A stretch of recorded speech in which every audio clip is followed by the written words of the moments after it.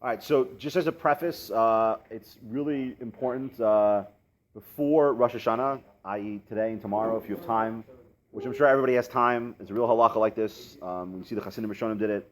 It's important to understand what you're going to be saying in Tefillah. Rosh Hashanah is no exception. So I highly recommend everyone has art scrolls or something of that nature.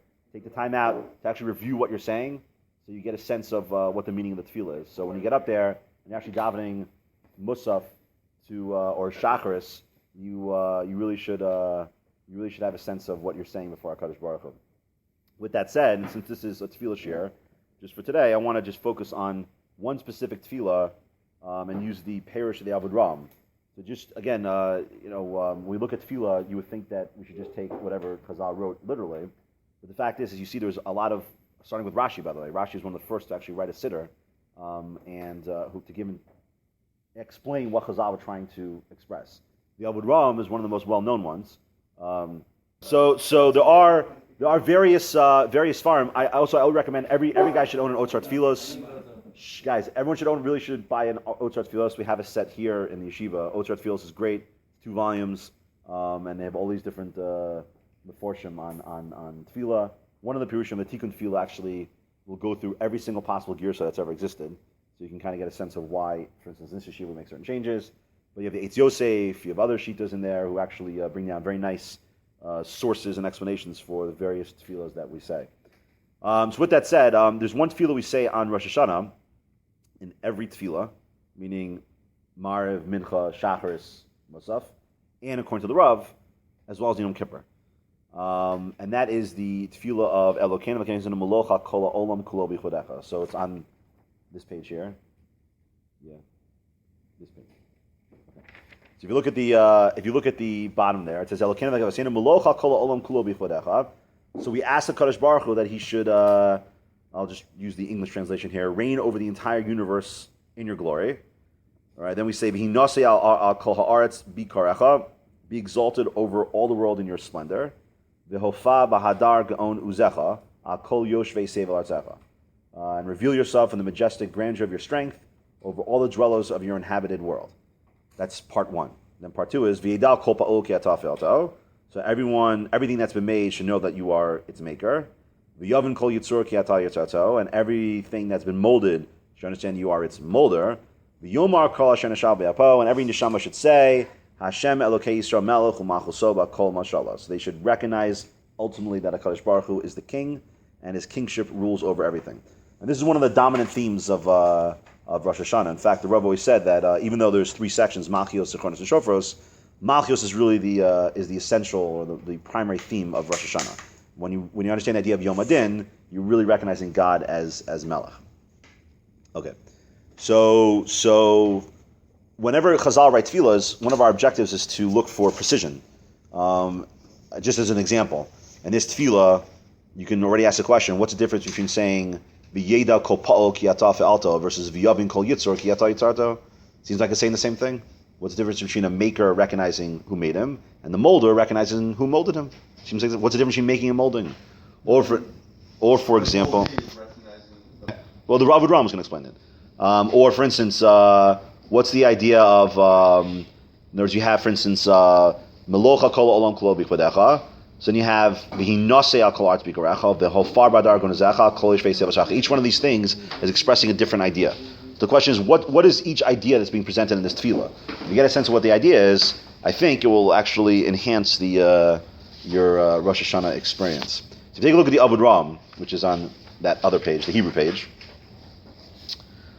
So he says like this. He says, Elokeinu v'Kavasenu Malocha kol olam kulo b'chodecha ayin sham. Okay, Hashem Elyon Nora Melech Gadol al Kol Haaretz Shemare Malchuso b'Rosh Hashanah. So already he starts off with an interesting thing. He says, when does, I mean we should know this, but when does God reveal himself as being king? When is the expression, the manifestation of God's kingship?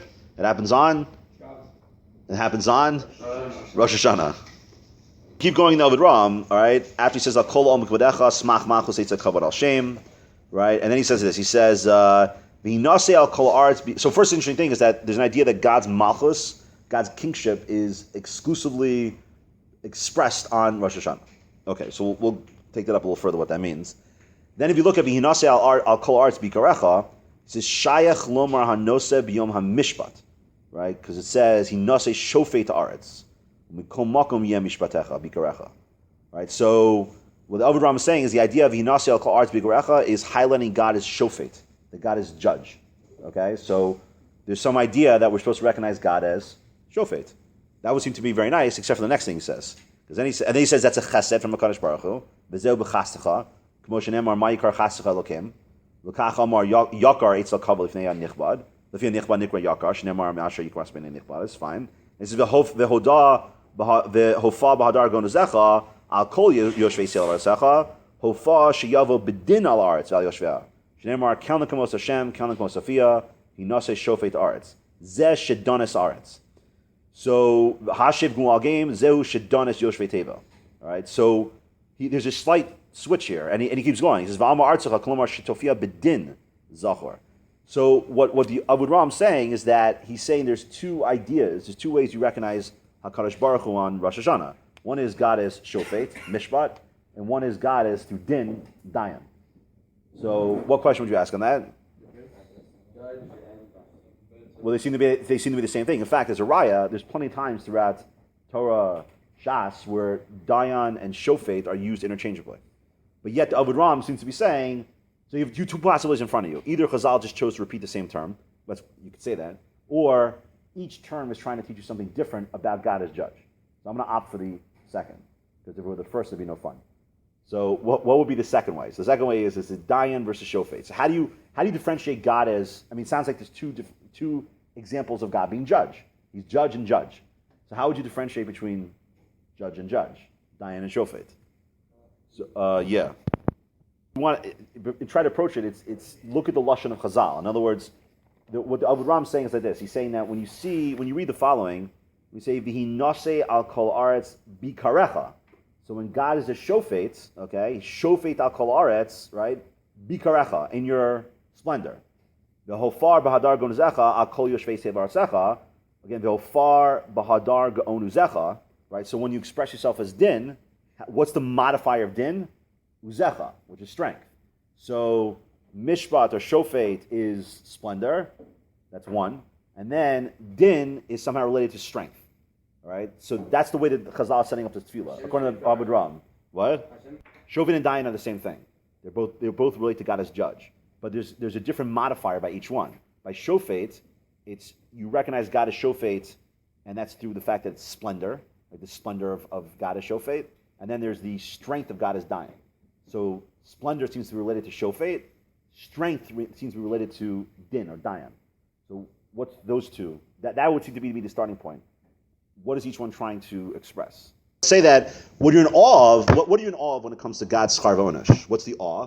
The awe is that it's a perfect system of justice. Now that's not an easy thing to do because there are a lot of people who are very frustrated because all you can say about schar v'onesh is that it is perfect. We did this by the Hashana Staka, no? You can't know the pratim. That's what frustrates man. You want to be able to say, oh, the reason why Michel's yarmulke fell off right now is because of some other bad thing he did the other day, and somehow tie the causes together. We lack that ability, right? But you have to. But that doesn't mean you can't be in awe of it. You recognize that God's justice is perfect, right? But that's the idea of shofet. But what's dayan? So I think you mentioned that. I think you were kind of hinting at that. But that's the thing the other thing that people struggle with, which is that you see you can't. In other words, when we talk about a melech, okay, melech does imply an idea of control, right? And if I told you melech, but usually in Torah, when we talk about God's control, it's usually expressed in the area of borei. Yotze or vorech choshech, osher shalom v'zakol, or hamachadesh b'tuo b'chol yom tamim ma'asev reishis. It's always in reference to God's control over what He created. All right, this is a different idea. It's not a control over creation. It's that you are what? You are completely subservient to this system of justice. That's the idea of oz by God's strength. The God is dying means you can't escape it. You can't escape God's judgment. Simple. In other words, there's an idea of chadrei chadar. Okay, it is a very common thing. It says this by Ribbis, but it's an idea that what does a person do? He tries to get away with a chet. Right? How do you get away with a chet? You don't do it publicly. That's what people think. I mean, it's so childish, and yet there's so many people, thousands of Jews, who believe this to be true, not like philosophically, but their psyches convince them that's the case. Like, all right, you know what? I'll keep kosher outside, but inside I won't. Or like I'll make sure I'll show up to shul on Shabbos, but at home I'll do X. Okay. Right, whatever. But I'm saying, but the point is, but why do people do that though? No, I'm saying, but why do people do that? Why do people do that?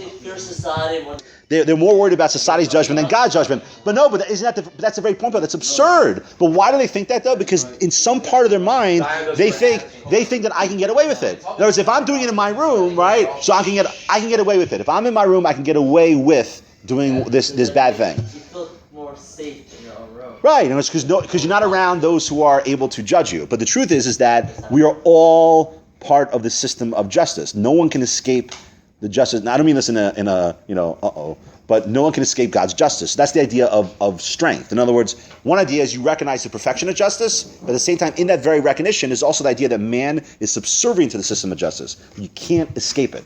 You are always judged based on your actions. There's no way you can escape that reality. And it's so frustrating because you want to say, oh, I want to know how that works. And that's okay. Moshe Rabbeinu want to know. That's on tape from Mick Sherman. I want to, because Moshe Rabbeinu want to know that. That was one of Moshe Rabbeinu's desires. And where he says, Harinas Kodecha, so in the Rambam's explanation of that, it was that he wanted to know, not the essence of God, because man can't know the essence of God, but he wanted to understand how Hashkacha works. How does God relate to man? How does the system work? Right? So, even Moshe couldn't know the details. But it's a frustration among people because people want to believe so badly that the reason why X happened is because of Y. And you want to tie the two events together very much so in your mind. So I think that's this idea. The idea of Shofet versus Dayan, which is a critical idea that you need to have when you go into Rosh Hashana, is you should recognize, when you're recognizing God as the Dayan, it's not just enough to say that God's the judge, because automatically, what do you do when you think of a judge? You project human experience, what a human judge is, onto God. But like the Gemara says over and over again, he's not Melech, Basar V'dam. So when you understand God as judge, you have to understand that in two frameworks. One is his justice is perfect. It's unlike any other justice that could exist. That's like Tzedek. And the other idea is that you cannot escape that judgment. We are all subject to that judgment. Okay, so yeah. What's the difference between God as maker versus molder? So if you look at the Ovid Ram, Molder is the creator. Well, hold on, look at the Ovid Ram. Look at the Ovid Ram. He says this. He has two psukim. If you skip ahead, he says, V'yeda kopal ki ataf alto. He says, Kol Paul Hashem Maneo. Okay, which means what? Which means that God made everything for His own purpose, right? Because He wanted to.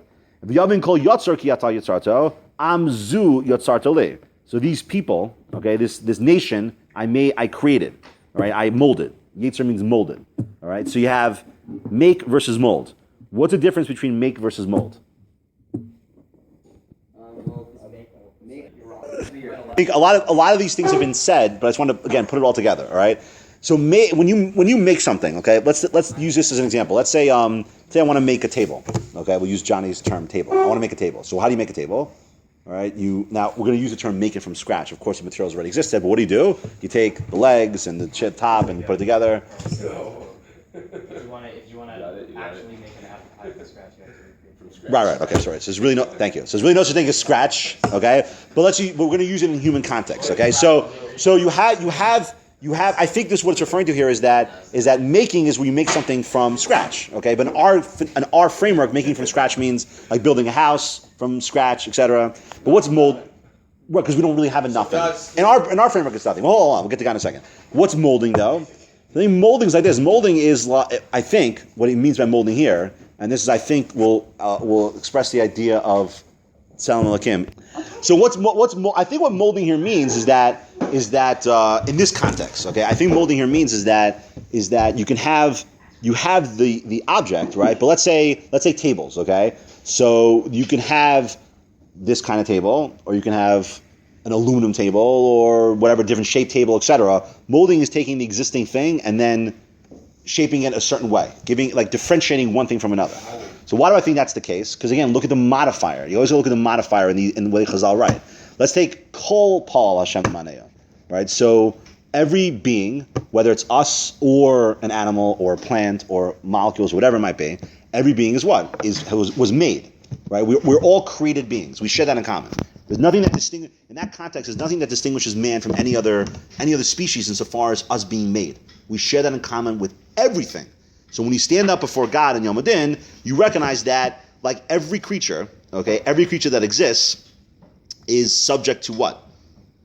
To the laws of nature. We're no different when it comes to the natural world than any other creature, and therefore we can die, live, etc., breathe. All those things are part of who we are and how God made us as a being, right? But what does molding mean in this context, right? And that's why it says, I think you mentioned Bnei Yisrael, right? So you could argue that. I mean, you could either say it's man or Bnei Yisrael. You'll see. I'll use Bnei Yisrael as that example. Ki amzu, right? That I molded this nation. What do you mean this nation? He took from everything that existed already and then differentiated Bnei Yisrael from them, right? He created differentiation, right? You could also argue it means man also. You could say that he differentiated man from species insofar as he's a Tzelem Elokim. So you can either argue it's the Derech Chaim of the Torah, or you can argue it's the Tzelem Elokim. They're both good approaches. But what do they share in common though? What they share in common is that, and I think this is the idea you have to recognize in Yom Adin. On the one hand, we're beings that are subject to laws of nature because we were made, right? And you have to recognize that. Ki Pol Hashem Amaneo, that God made everything, right? And we are a created being standing before God. There's another idea that whether you say it's a Torah or it's man, by virtue of the fact that we have the Derech HaChaim, the Derech Hashem of Torah, or when you want to say it's Tzelem Elokim, there's one thing that we have that no other species has. Whether you want to say it's Jew versus Goy or man, which is that we can change. Right? That's the key message. In other words, the message that it's trying to get across is that in standing before God as judged, being judged, you have the opportunity to change. Why? Because what is the culmination of Tefilla? If you can change, what will happen? It says, V'yomar kol asher nishama be'apo, Hashem Elokei Yisrael melech u'malchusov kol moshalah. What will happen as a result of everybody changing, right? Whether it be us leading the non-Jews or whether it be just man engaging in Tzelem Elokim, if we change, what does that culminate in? We recognize what? HaKadosh Baruch Hu is Melech, right? The Malchus of HaKadosh Baruch Hu. So I think that's the other idea that this tefillah is trying to express. Why does that happen? Tshuva, change.